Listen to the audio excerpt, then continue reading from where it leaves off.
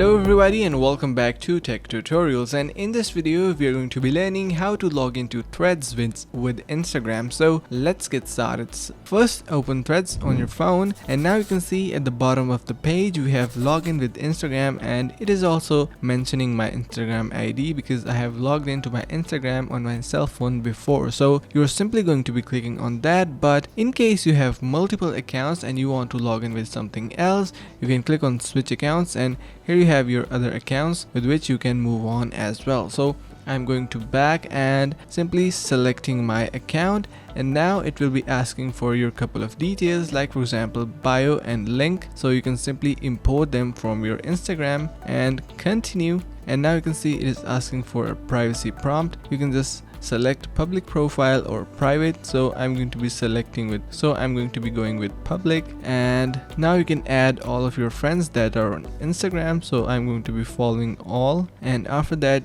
I'm going to join thread. And that's a pretty simple process. Just wait for a couple of moments and you will be able to see that your thread feeds is now online. So that's a pretty simple process. I really hope you understood the concept and learned something new.